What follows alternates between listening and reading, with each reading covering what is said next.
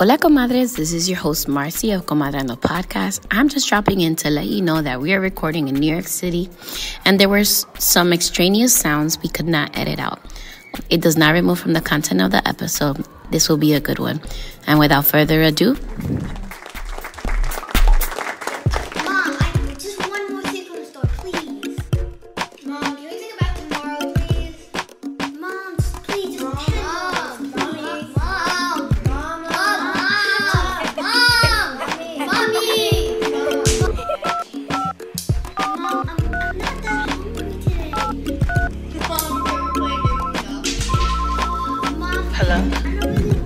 hello, Comadre.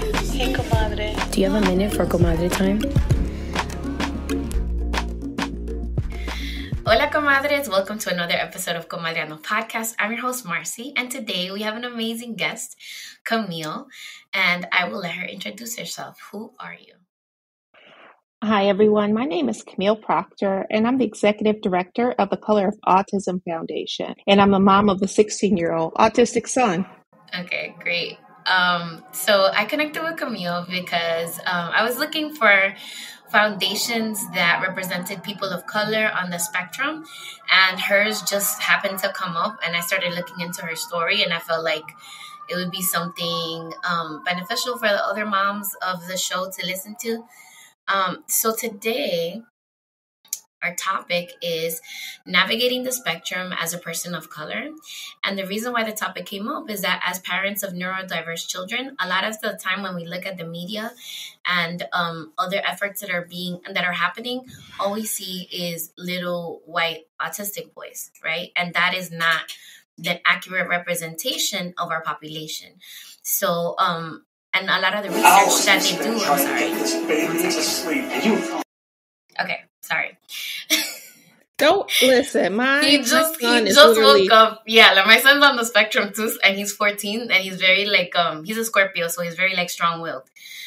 Okay, all right. My son is just animated, so I was just like, "Can you keep your animation over there and not over here?" But this is real life. Like my audience knows that if there's random sounds in the show, it's usually my son scripting in the background or making noise. But as I was saying, a lot of the research out there on autism doesn't represent our population and it doesn't represent our children accurately.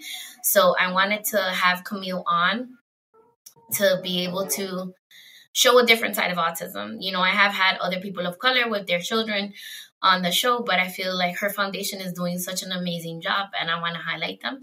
So before we get started in the actual topic, just you said your child is on the spectrum. Mm-hmm. So I wanted to get a little bit of your backstory. When did you notice your child was different? So I noticed he was different when he was when he was 1 year old, because he wasn't walking and he was kind of scooting around. So that was the first sign. And then I noticed as time progressed, he became obsessed with the ceiling fan and he would do some flapping. And then I noticed that he started to have sensitivity to textures and stuff like that. So immediately I knew there was something that was wrong. And I started to I took him to the doctor and I got to know, he's probably just delayed. And at the time, what they thought were autistic characteristics, he really didn't have them. Yeah, he did have the stimming, but they were basing it on the fact that he liked being touched. So he liked being touched and he made eye contact. So that threw a lot of people off. So I kind of got sent on my way quite a bit. But I was pretty steadfast on the fact that it was something. And so after so when he turned 2, a little over 2, he was finally diagnosed as having autism spectrum disorder. But that was only because, I had to go from door to door to door to door with this little kid going, hey, what is this? And a interesting part of it is that the person that diagnosed him wasn't a developmental pediatrician. It was a genetic doctor who realized, or well, rather not realized, but through her testing, she found that he had 47 chromosomes instead of 46. In her opinion, people who presented 47, which is a gray area, it's not Fragile X, it's not anything I don't want to say to be negative, to be held as negative. What it basically is that she called it a gray area. But she said a lot of those people were autistic. And so she got me in to see her friend, a developmental pediatrician, the very next day.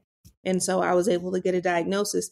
And I think I'll forever be grateful to her for that, because a couple of things.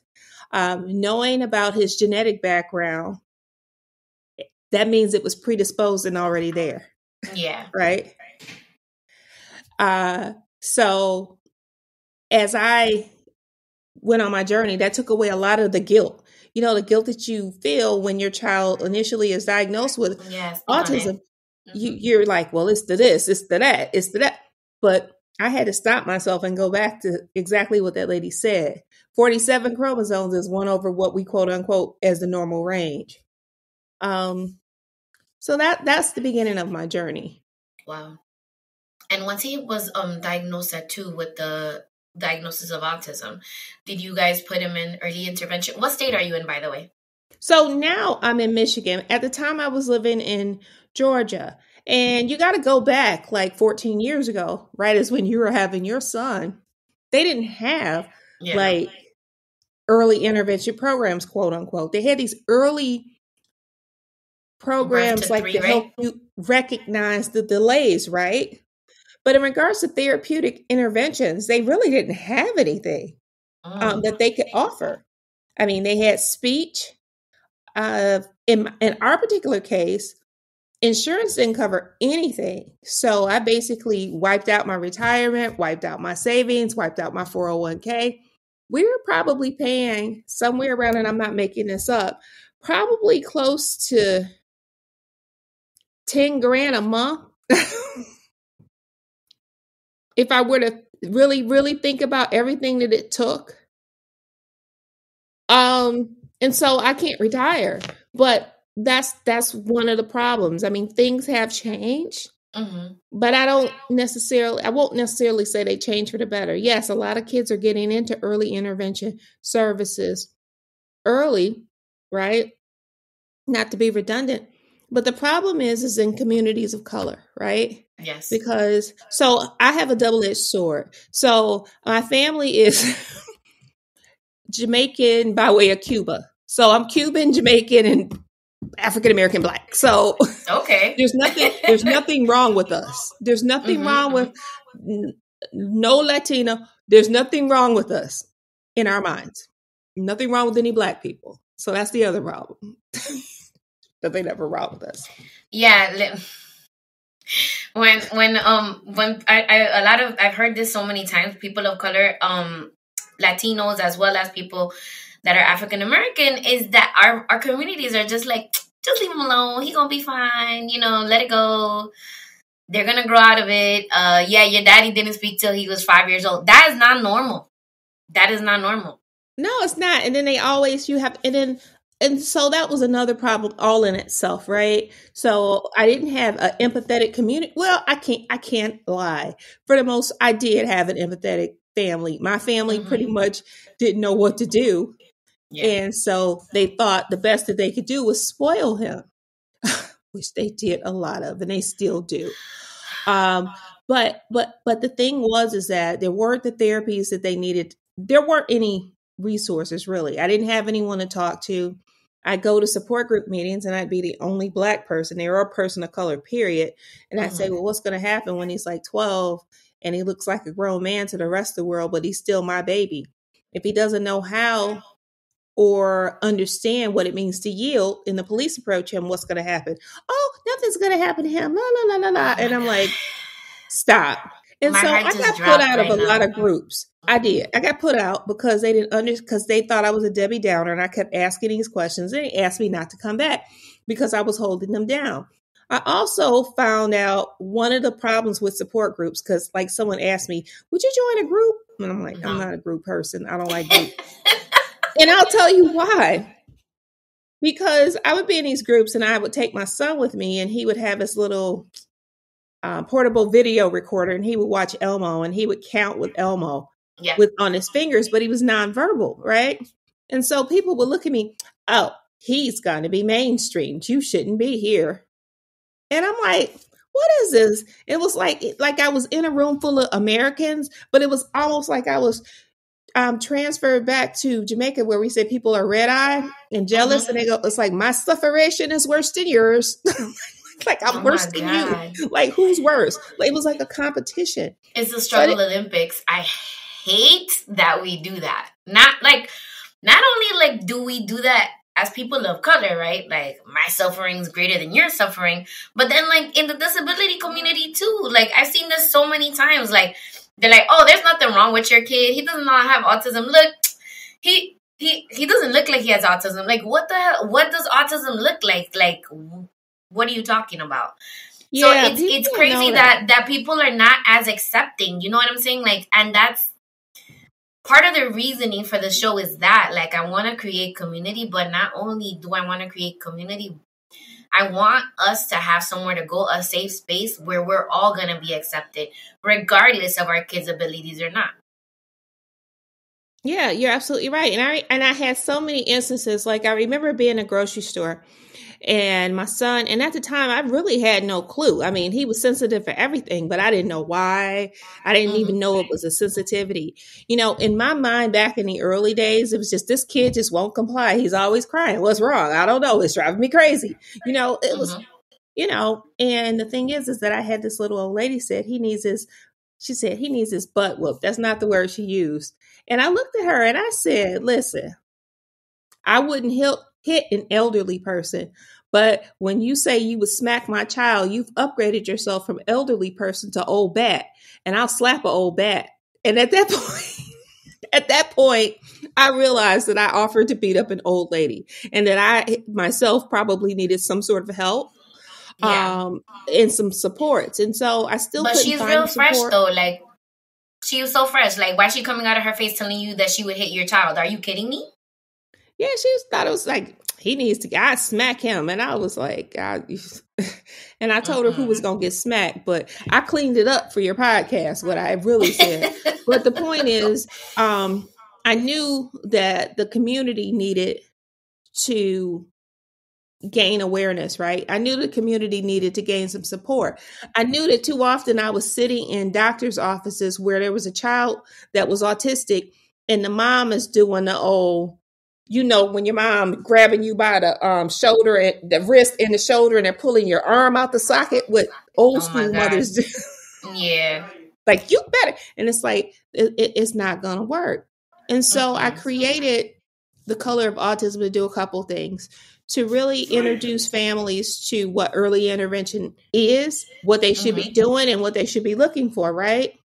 And so you run across these parents who say stuff like, it don't run in my family. I don't know where it came from. And it's like, so did you have an uncle that lived in the back room, like an Uncle Johnny? Yeah, his name was Johnny. Did he live in the back room? Yeah. I said, all right. Did he come out a lot? No. I said, and where did he go when your grandmother died? Oh, he went with my auntie. I said, that was your autistic person. And they're like, oh. I was like, just like the dude, the uncle in Soul Food, the movie, you know, the one that was in the back room with the television. And they're like, ooh, he sure did live like that. You have to bring people to that realization, right? And then I think one of the things with communities of color is that we tend to want to pretty everything up. Like if it's not pretty, if it's not something pretty, we don't want to have it, right?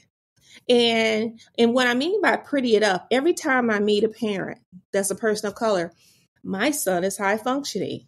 He has Asperger's. And I'll say to them, okay, number one, there's no such thing as high functioning autistic anymore. They're like, I go, because there's a lot of comorbidities that are associated with autism spectrum disorders, some of which may be anxiety, bipolar disorder, schizophrenia. And I said, and so by you saying he's high functioning, that means you're probably not addressing his social emotional. He doesn't have any supports because you don't take him to therapy because he's high functioning. And they're like, yeah, well, you might want to work on that. And then for the person that says, oh, my son has Asperger's, I'm like, no, he doesn't. And they're like, yes, he does. And I go, oh, so your son has something that was named after a man that tortured people, disabled people, and he was a neo-Nazi, because Asperger's was a person who was a neo-Nazi that tortured people. And that's what your son has. And they go, oh, no. He doesn't have that. And I go, no, wait. I just want You to be spilling clear. tea right now, because let me tell you, I'm a special education teacher. They didn't teach us none of that when we were in school. You ain't supposed to know about that. That man tortured people. Girl. He tortured people because of their disabilities to see, oh, let me see what this is going to work. Is this going to work? Let me put his finger in a light socket. Let's see what happens.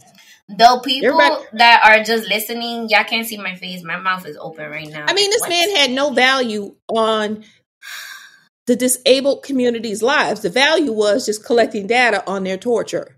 So that's not something that, you know, when people say that, you got to know, you don't know what you don't know, right? Mm-hmm. But I also feel like people feel like being autistic as a word is just a negative, and it's not a negative. There are so many people that are neurodivergent and autistic, right? And it's only a positive when someone like Elon Musk says, oh, I'm autistic.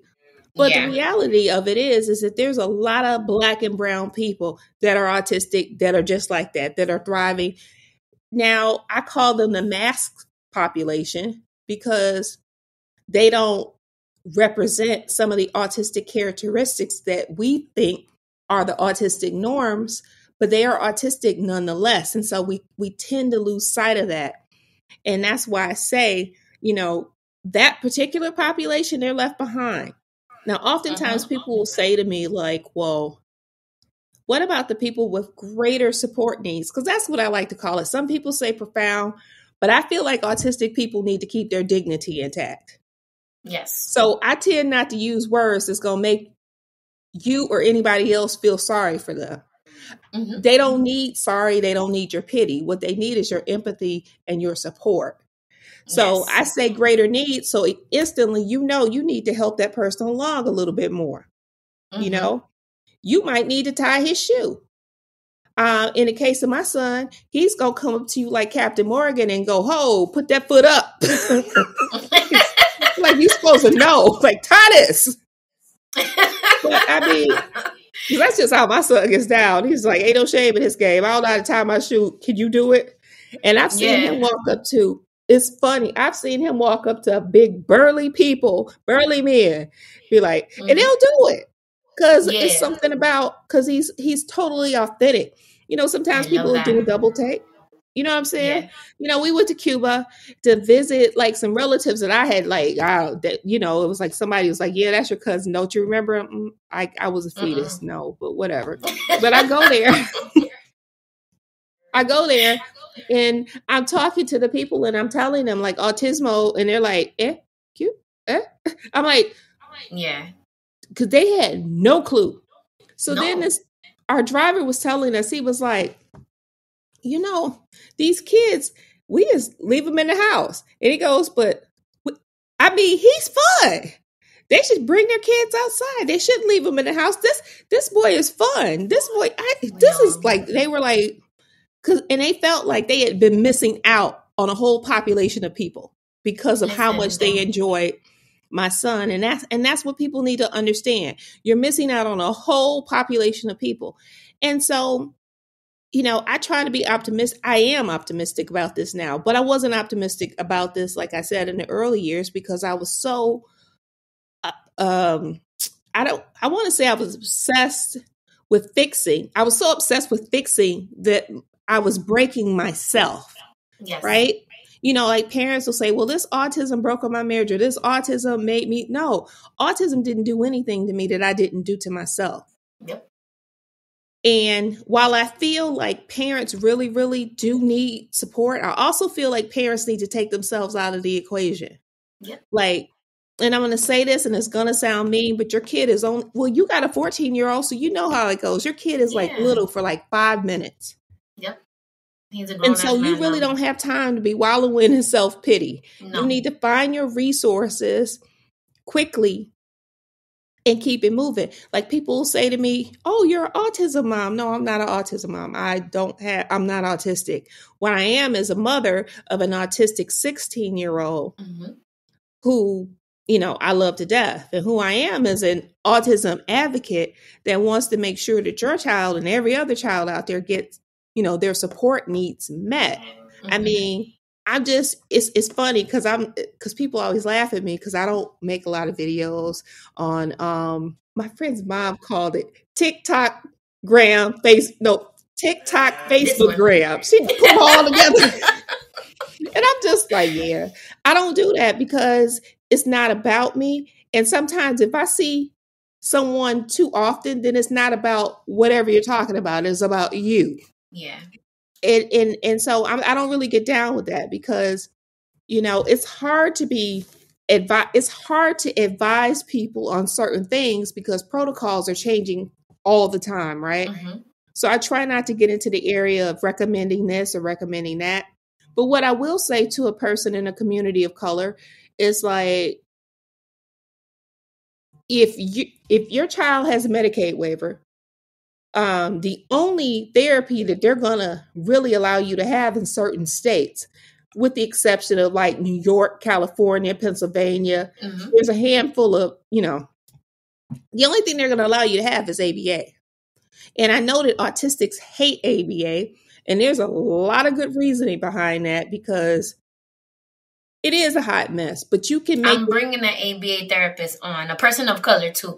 And I want to discuss that because it's like, there's so much, this is like kind of like, how when people talk about gun laws and stuff, like there's like a big like pro and there's a big con. So I want to kind of like uncover that. And then for people to come to their own conclusion regarding that, because like I feel like he had ABA when he was little, but like it all depends on how the person is implementing it and whether they're teaching them to generalize it across different environments, You're But he absolutely didn't right. continue to get it like past 5 years old. It was just at the beginning. But for us, it was beneficial. Some other people have different opinions. So I want to kind of like bring that to the forefront. But continue. Sorry, Camille. No. That's actually the point because here's the thing. You can't just say, okay, so this is my point. If you're in a community of color and that's the only thing they're offering you, I'm not going to tell you, oh, no, don't take it. It's torture because it's like treating your child like a dog. No, really, it kind of is treating your. So hear me out. It's kind of like I'm a contradiction. You can't go without anything when you don't have nothing. It's true. But what you can do is you can say to the ABA therapist or to the BCBA, listen, I want you to concentrate on these things. I want him to know how to eat with the utensils. I need for him to be toilet trained if we can work on that together or whatever the case may be.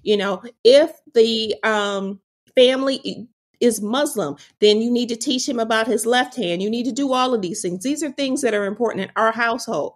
And as a parent, you need to be collecting data on your own child, not just for that BCBA, but also for the school systems when you get them there, right?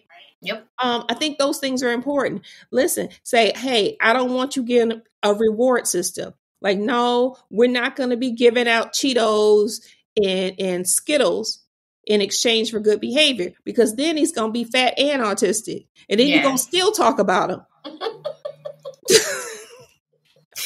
And for your, I say this in a joking way. Literally, you in the world, it's gonna be two double negatives, which neither is a negative. But you know what I'm saying? He's gonna be overweight and autistic, and then they're gonna be like, "Oh, look at him!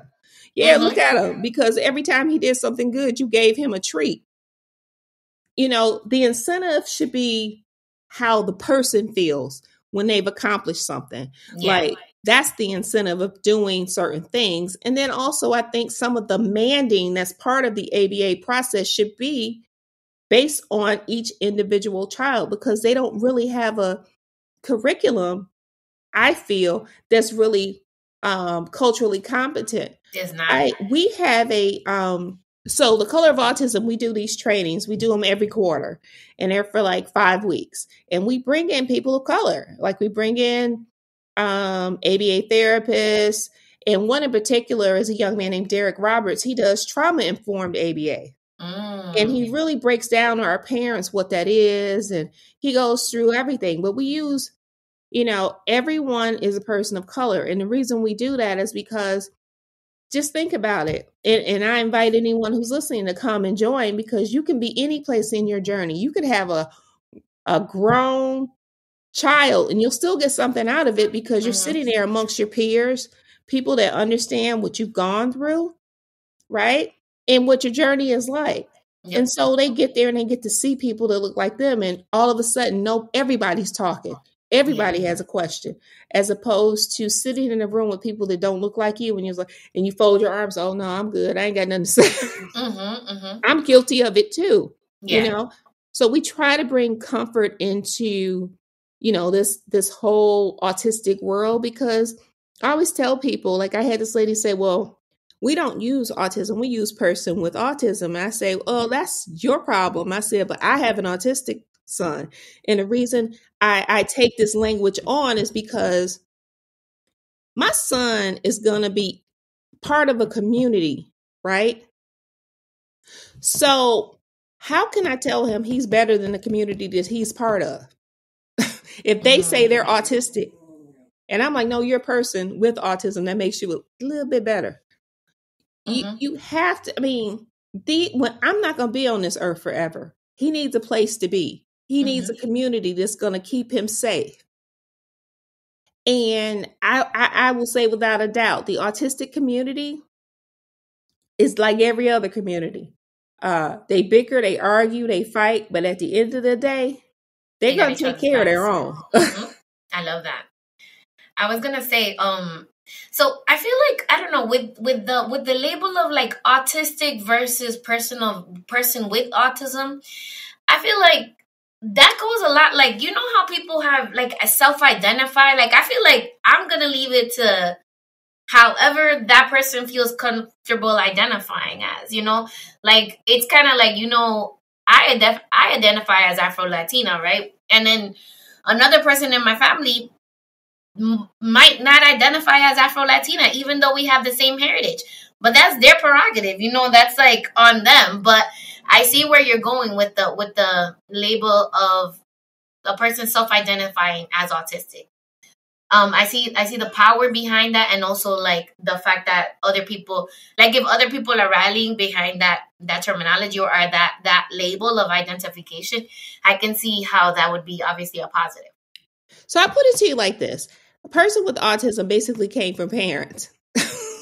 parents Oh, parents and practitioners, and they felt like that was empowering, person first, because it was like, well, autism doesn't define me, and like in itself it sounds good, right? But mm-hmm. to an autistic person, their autism does define them, because True. if you think about it, autistic people have certain abilities, and I'm not going to be one of those people, oh, he has superpowers, but no, some of them have certain abilities Mm-hmm. to, what I like to call, smell the BS and know when it's coming. Right? And I just think that there's certain things that come along with being autistic, no matter where you are on that spectrum. Mm-hmm. It's part of who you are. And that's the only reason I had to come to terms with, because I used to say the same thing. Why can't you just pick and choose what you want to be? And you can still pick and choose who you want to be, but just Mm-hmm. don't look at it as being something negative, because Yeah. it's not necessarily something negative. And then, so it's easy for me to say that because I'm not changing my son's diapers, meaning but for that person who has a 28-year-old who's changing a diaper, they probably don't understand where I'm coming from, because they never Yeah. got the full support that they needed, you know? Yeah. And so people, and it's funny because self-advocates, people always try to paint them with this brush of being mean, whatever you want to have it, and argumentative. Some people are, but aren't some non-autistic mean? I mean, there's assholes everywhere, excuse my language. It's I true. mean, so being autistic doesn't make you exempt from that. But what I found out is that they tend to care more about, they have more empathy for that parent that's taking care of the child, like I said, with more support needs than a lot of us would even imagine. So they Mm-hmm. understand. But I think part of the problem is that these two worlds have been colliding for so long. Yeah. And everybody wants somebody to listen to them. And so I'm just lucky enough and I feel fortunate for the self-advocates that I know, because I know some amazing ones of color. And, I know one who's a professor at Rice University. I know someone that's a consultant for the New York public school system. She helps them make all of their classrooms for ASD sensory friendly, and to That's meet the needs of awesome. those students. I know someone that's the head of HR at a large corporation. I know there's a lot of autistic people that are people of color. Yeah. It's not just the white people that you see all the time. And I think that it's important for us to embrace it more Yeah. so we can be out there. You understand what I'm saying? Like, Yes. these people are out there and you think that's the only representation. And we everywhere. Like, like we are black people, black and brown people are everywhere, right? Yes, I agree.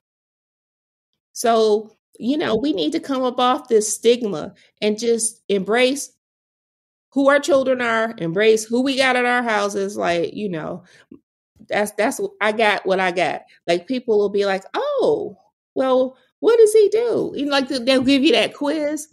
And because you always, Like, when you, what's his little superpower? What's his little quirk? You're like, oh Lord, they give me that autism quiz and I just side eye them like, huh?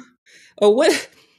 Does he talk? Yeah, he talks, but like my son, yeah, he talks, and sometimes I don't know what he's saying, and I swear to you, I he's like a mumble rapper. And if I could get some beats behind him, I would be rich. Like, I wouldn't even have to worry about what happens when I'm dead, because I'm gonna get some beats behind him, and I'm just gonna let him mama. It's like, what? You know what's funny though? When you really listen to them, they're like saying a lot. Like Aiden the other day, I forgot what it was that he came out with that I was like, what?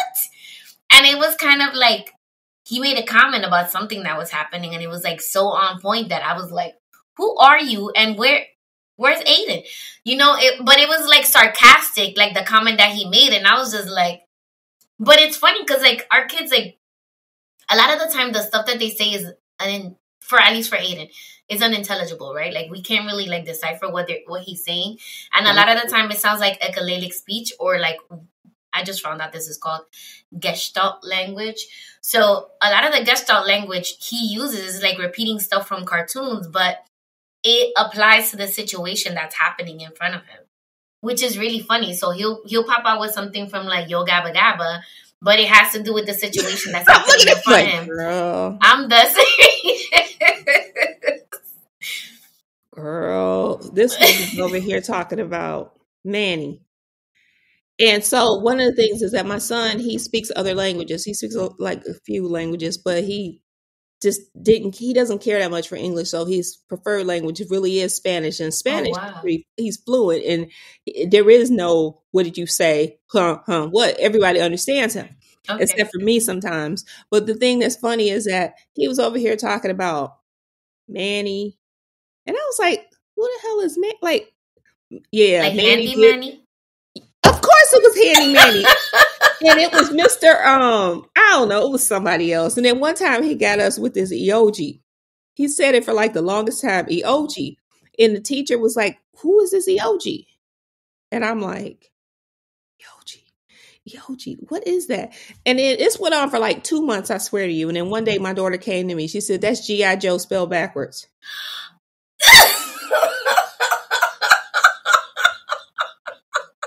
Then he would go to class and he would say stuff like, wagon. And they were like, he keeps saying wagon. And I said, wagon. He wants a wagon. Then I realized he was saying, what's going on in patois. Oh, he's so I have to Jamaican patois. Wagon. And then I he's realized like, he was saying, wagon. But it's just like the stuff that he does. It's just beyond my realm of comprehension. Like, I did this interview a few days ago, actually on Tuesday, and this gentleman he insisted on, they wanted to have him in the interview. And unfortunately they put us in front of a window where there was a bunch of cars. So he's not even looking at the man. He's looking out the window. The man says, so Ari, what do you want to be when you grow up?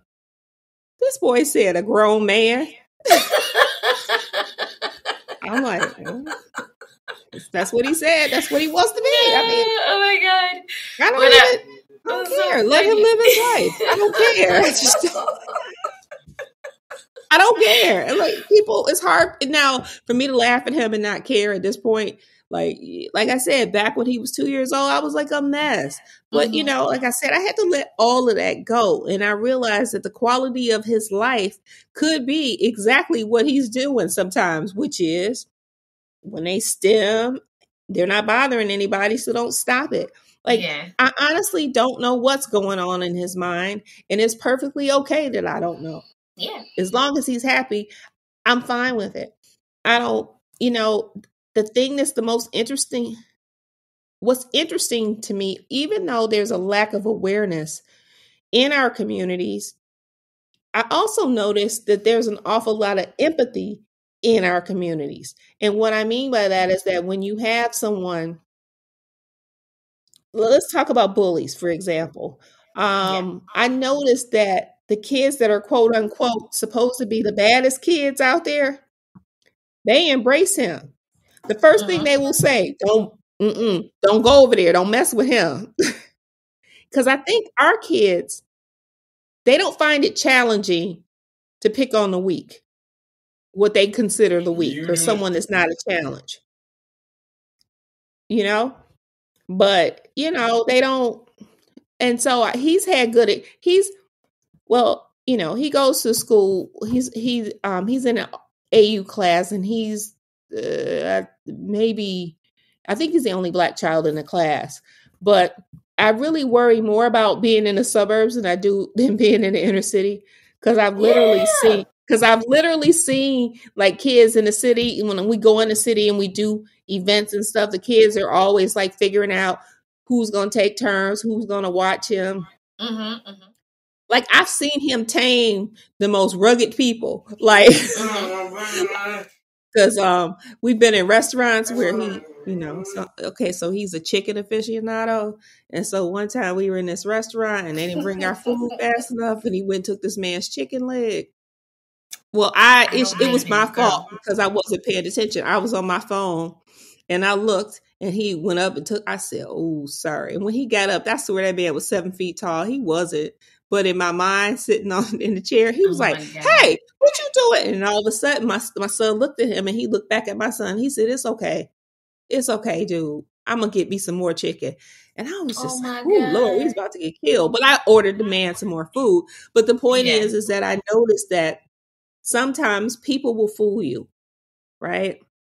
But we just have to really, as parents, as advocates, and as a community of people, we have to keep informing people about what our needs are. And I think what our needs are in these inner city schools, we need to have more supports. They need to have better funding so that they can support our children, right? Give them the therapeutic interventions that they need. And to be quite honest with you, there needs to be a wider range of support services for parents so they don't get to the point where they are burned out. I mean, it's fine and dandy to say, "Oh, I'm going to have a mom's petty manny night." But to be quite honest with you, that's a bunch of BS, because that mom is going through so much Sunday, Monday, Tuesday, Thursday, Friday, Saturday, and back to Sunday, and let's throw dad in there too. These families actually need like mental health support. They need someone to be able to support them in the home when they need to just do something like go get a cup of coffee or do whatever. There's so many needs. And I think that it's great to have escapism for a day, but I think these families need it 365 days a year. They need ongoing support. Ongoing support. They do. And then these autistic people, they need better supports for the simple fact that if you're going to a school for 12 years, there's no reason in those 12 years they shouldn't be able to address what you're going to do once you leave that school. They need to get better vocational training for them. Girl. And then that's the biggest thing. Like, when I was looking for his school, I was making sure that they have really good vocational training at the school, because I've seen kids that leave the school where they're at, they turn 21 and then they're just at home with their parents. That's not good for the parent, and that's not good for the child either. But like what was happening in this these 12 years that they're in school, that they have no support when they graduate. And then a lot of these centers, nothing against other people with other disabilities, but like a lot of the kids don't see themselves represented in the population, right? A person with autism, doesn't matter where they are on the spectrum, they can relate to another person with autism. Not saying that they should be divided and separate or anything like that, but I feel like, there needs to be more programs that, cater more to different types of needs for the children. No, you're absolutely right. You're absolutely right, because an autistic person, that's just it. That's why they call it a spectrum, because they learn how they learn. Mm-hmm. They respond how they respond. They process how they process. So I get it. And so I think that's the biggest problem with them having special education classes versus AU classes. An AU class is more tailored towards that autistic individual. A special education class is more geared towards, is a one size fits all. But what I would like to see is for them to be doing better assessments with these children, where they're able to find out earlier on what these capabilities are. Now, people always think that your child really needs to have words and they need to talk in order to be successful, but they don't need to have words to be a computer programmer or even talk show host, because there's a young lady in Canada named Carly Fleischman. She doesn't talk at all. All she does is sit on her computer, type out all her jokes, and they're all funny, by the way. Oh my God. And she gets to interview people like, big Hollywood people like Jimmy Fallon, Matthew McConaughey, whoever. She's interviewing them on her little computer. So, and you don't, and to be honest with you, in order to have a fulfilling life, you don't have to do anything that's such highbrow, but they should at least be able to tell you, or at least offer these individuals the careers of their choice so they can have a voice and choice in this world. You know what I mean? Yep. Because when you talk about communities of color, when the parents are gone, who's going to take care of them, right?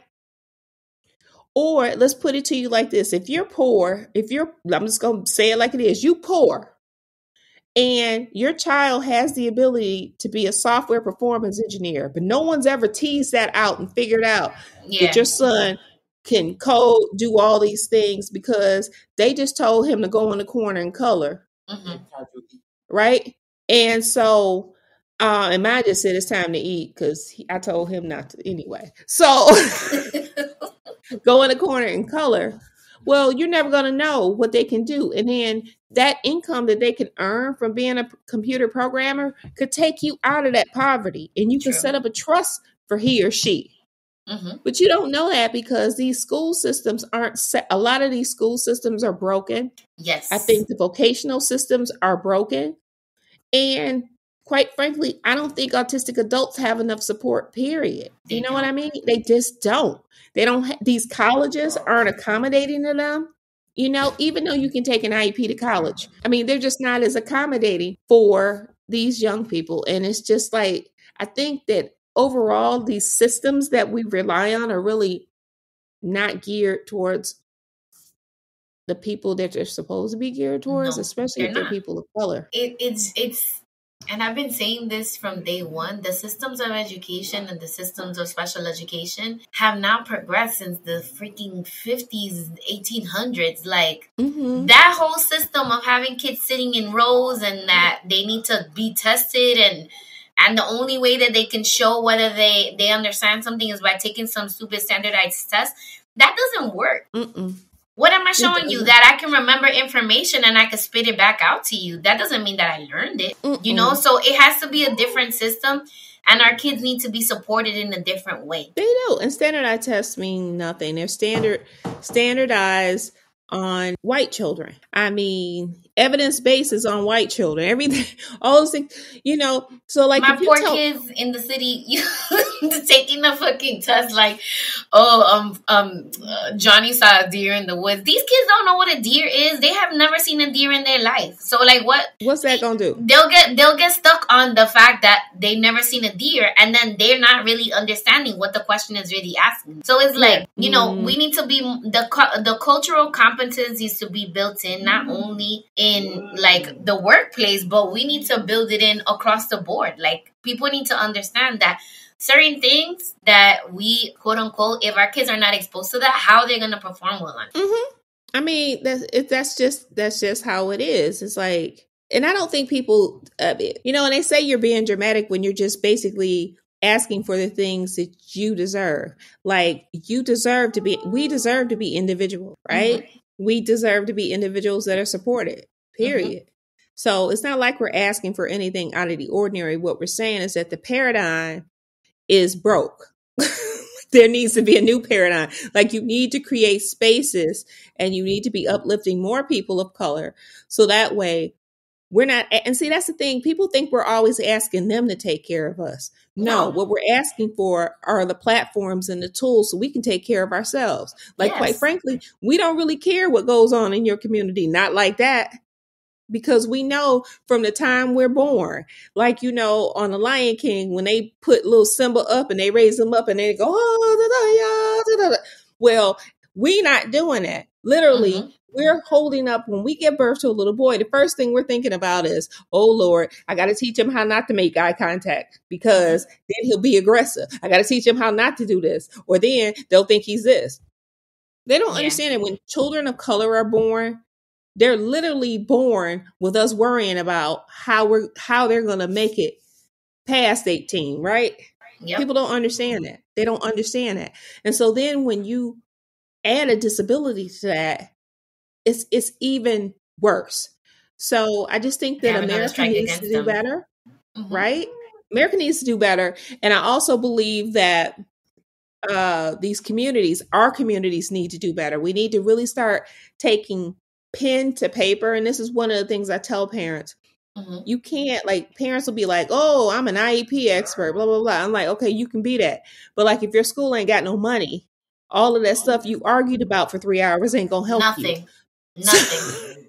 And you're saying that from a school teacher, from being an educator, and see, and I'm like, whoever told you that, they just sold you the okie doke. Because the real is, girl, you need to take a pen and a piece of paper and you need to start writing your senator and your whoever and say, listen, I ain't voting for you until you fix this school system situation. I ain't voting for you until you make sure that these buses are running correctly and picking up my child on time. Let's not talk about the busing situation, girl, because right. And I ain't voting for you if you don't have any autism classes specific for my child that has one teacher, 3 parapros, and 6 students. Because if you got him in a class with 20 kids, he ain't learning nothing.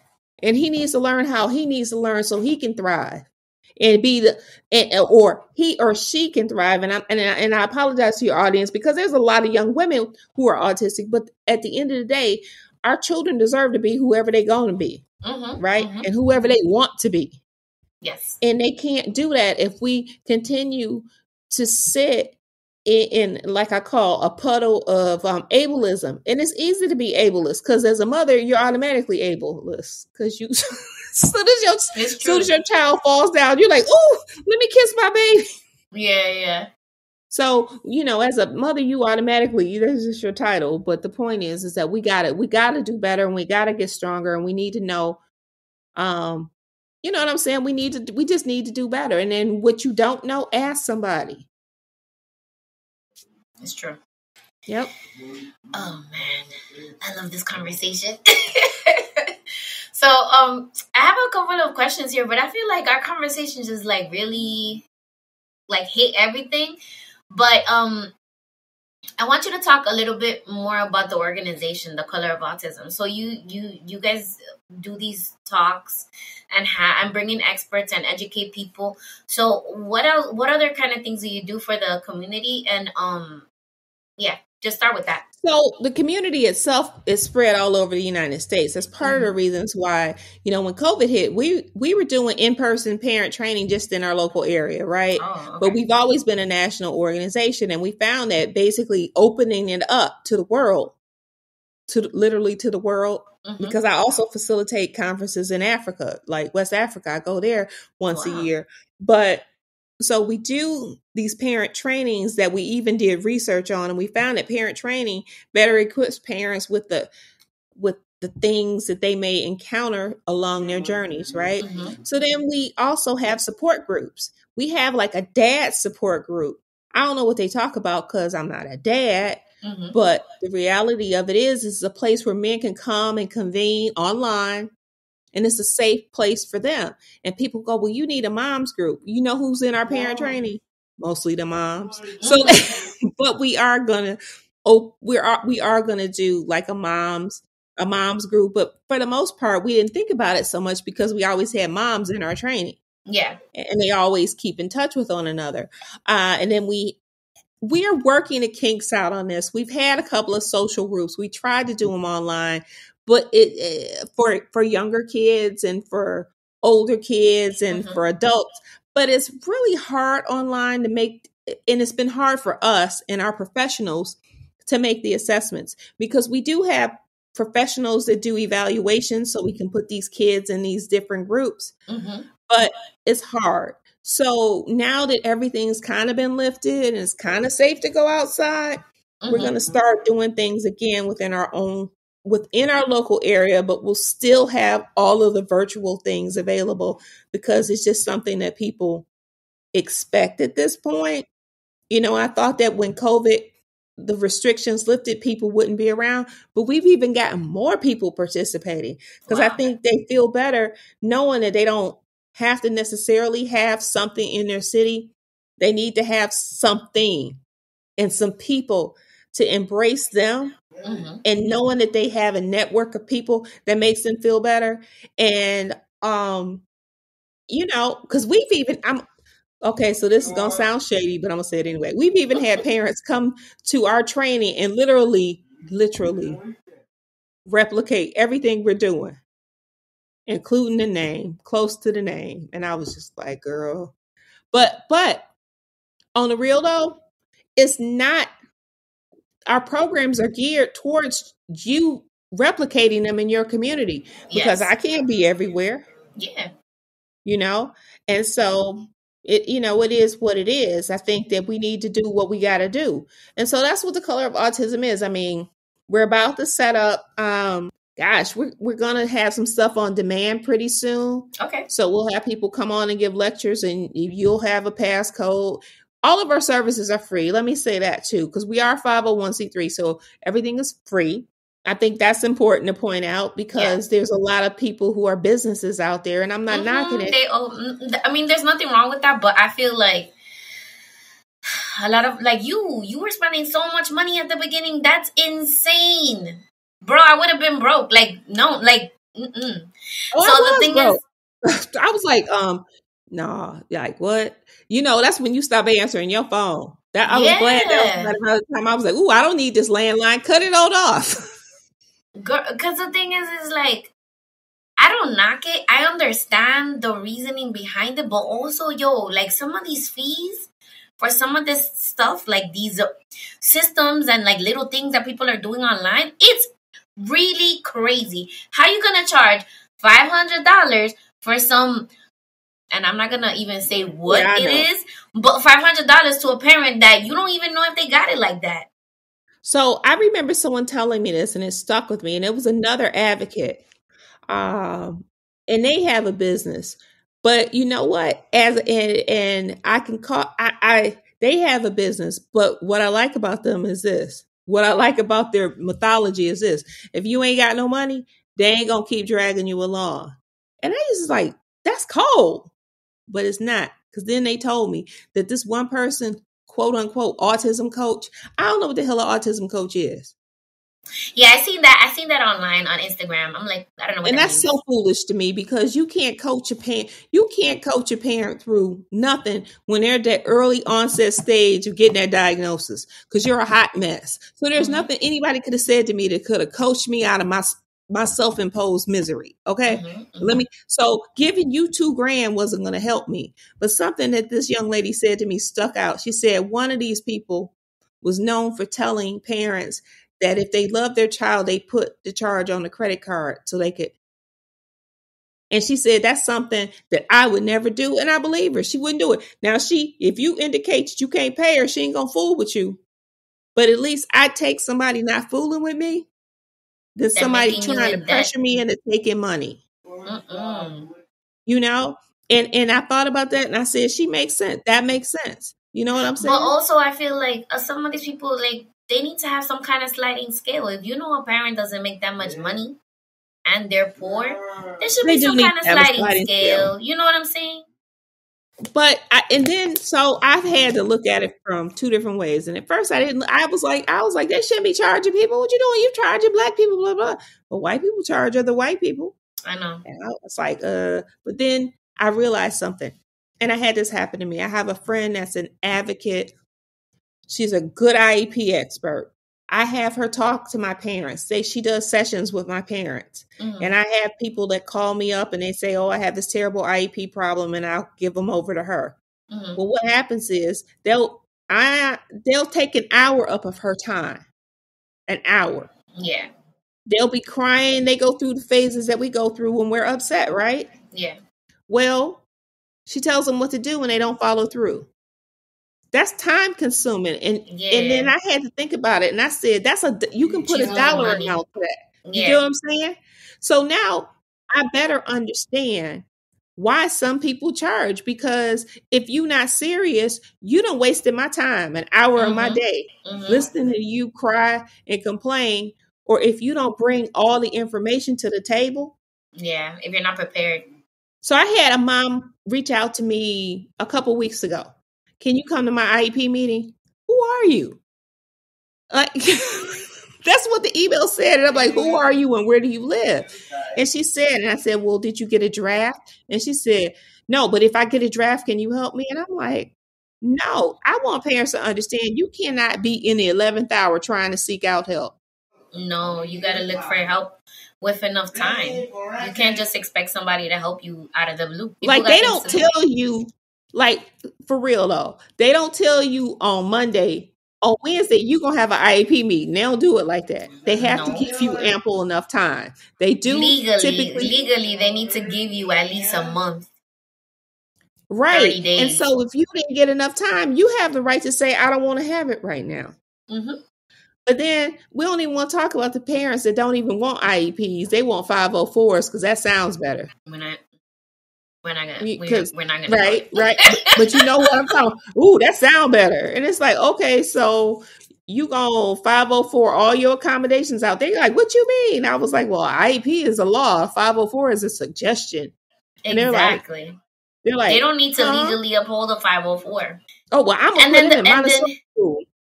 You heard that one too. Not only, yeah, of course. And then the thing is, for me, is like, I've been teaching for 9 years. You know the amount of kids that have autism that all it says on their IEP is speech and language. Speech and language. As a teacher, there's so many tools that I can use when I know that a child has autism, right? That is not a secret. That the people are not like, he actually has autism. But then the IEP says something else. There's a whole other toolbox and a whole other way that I would teach or accommodate that child, knowing that they're on the spectrum. But then, like, people don't want it. They don't want the word autism on the IEP, which just makes no sense to me whatsoever.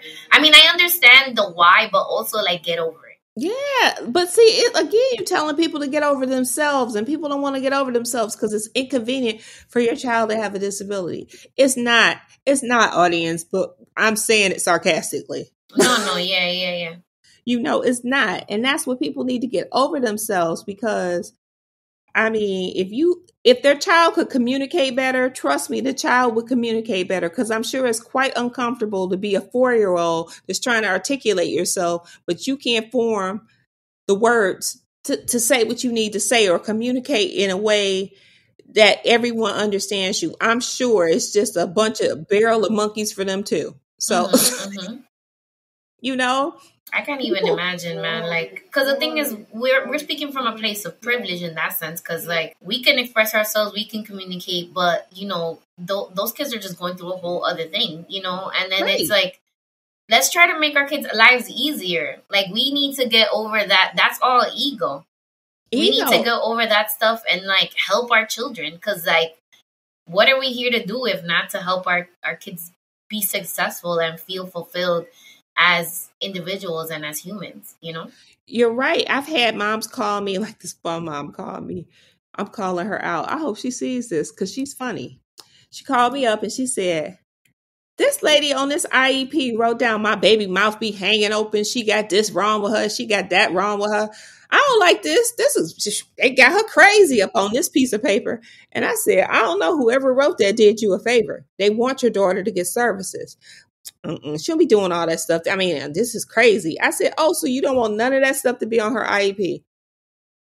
No, because she don't do it. I said, well, you do realize she be on ABC Mouse. She know all the ABC Mouse. She reading. She da-da-da-da-da. And I said, but I thought you said she had these other issues. She does. I said, so you gonna go up to the school and you gonna tell them she knows ABC Mouse and she can count up to 25 and all this other stuff. I said, she's not going to have any services. The reason that person put that on there is because they were slightly doing you a favor. Now, maybe she did do it during the evaluation. Maybe she had her mouth open, right? Yeah. Maybe she was staring blankly. That's STEMmy. Maybe that's what they put on there. I said, but at the end of the day, they noted it and they recommended that she get services. But you want me to help you tell them take it off? So here's the funny part. School started. This young woman called me up, and I'm gonna give her credit. She called me up. She said, "Thank you for walking me through that," because I was about to mess all of that up, and she wouldn't have got the supports that she needs. And she said I was about to mess all that up. I said, "Girl, it is not. It's called an IEP. It's not. Let's brag on my child. IEP. You have to work on all the deficits, and I need for the audience to understand." You need to be focusing on that. You need to be focusing on the things that don't go so well for your children, right? Yeah. I call it a deficit, but you know, the things they can't execute well. Yeah. And things they struggle with. You need to talk more about that and not the stuff that they do well, right? My son, you know what, for the longest time, I'm not even gonna lie, my son couldn't do anything when I had an IEP meeting. Nope, he don't know how to do that. We're just terrible. But that was because I didn't want him not to have services.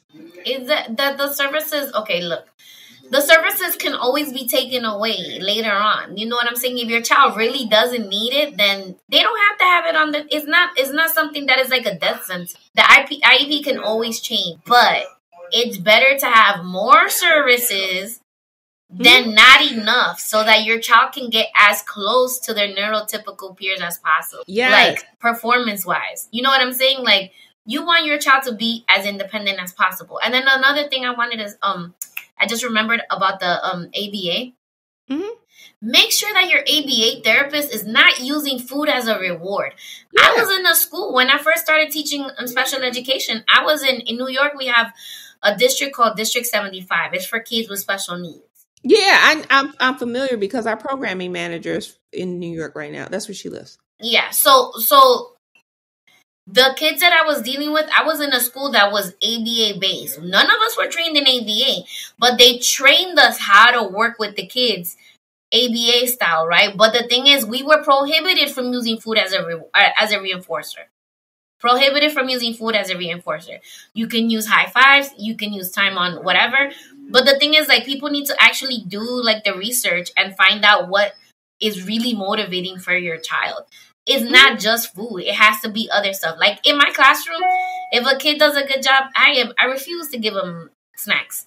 Well, you know what I'm going to do? I'm going to give you a high five. You can have time on the computer, anything else but snacks. Because the thing is, like, that's where people are like, oh, ABA is like dog training. No, it's not. Because I am not feeding my child chicken nuggets or goldfish every time he does something good. Right. You that's not it. And, you know, I think it's also important when they do something well. I mean, it's important for any child, typical or atypical. When a child does something well, be specific on what they did well. I really love how you put your coat on the hanger. And I know we've been talking about that. And I love how you achieve that. You know, like simple things like that. So that they know what they're doing. Not just good boy, good girl. No, just like be specific with your praise. And this is like, just like you said, it's not just for neurotypical kids. It's for everybody. Not for just for neurodivergent children. It's for everybody. Like, you can't just be telling a 3-year-old, oh my God, good job, good job, good job. Like, tell them what they're doing well. Yeah, I mean, you have to be specific. I mean, it's also, you want to build, and if I could say anything before we go, is that you have to make sure that your children always have a self-worth, and their self-worth really starts with you. You know, you're the person that's going to, what I want to say, feel like, I look at children like banks. They retain love, right? So you're the person that's going to be making deposits of accolades and positive reinforcement to those children. So that way they have value in themselves, you know? Yes. And so it's really important that we do this. And I know that it's really hard sometimes, you know, it's hard. And it's hard to tell a mom when a kid is literally digging in his diaper and smearing feces. And it's like, oh, you trying to tell me I got to love this? It's hard.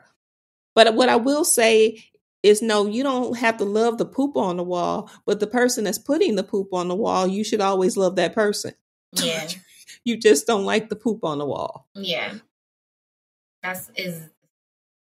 You're speaking volumes right now. Because the thing is, like, you can't hold your children to the actions that they're taking at the moment, because that doesn't define them as a person. Just like when we make mistakes, that doesn't define us. The same thing should be for our children. You know, like, they can have a moment, but that doesn't take away from their self-worth or who they are as an individual. Yeah. Yeah. And that's the most important thing. Treat your children with love and treat them with individuality, because that your child isn't going to be like somebody else's child. And don't worry if somebody else has an autistic child and they're in college and yours is not going to college, because yours is probably going where they need to be. Like, and also I want parents to think in terms of entrepreneurship.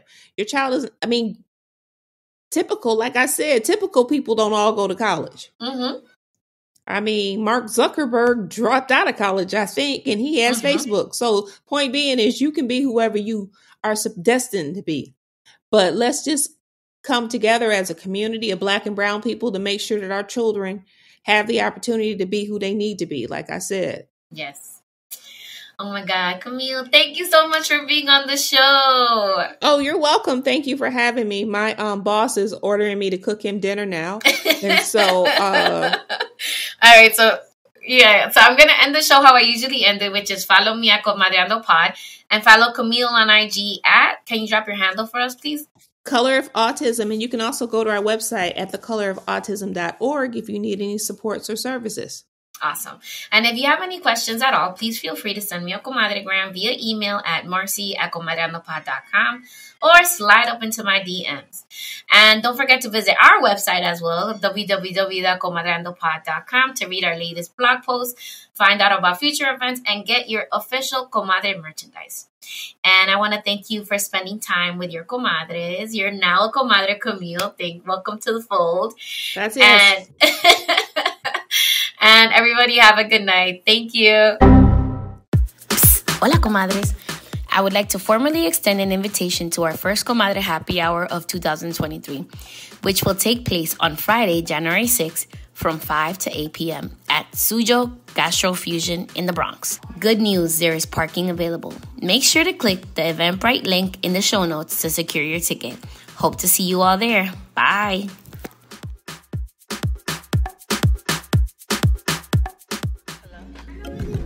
Hello, comadre.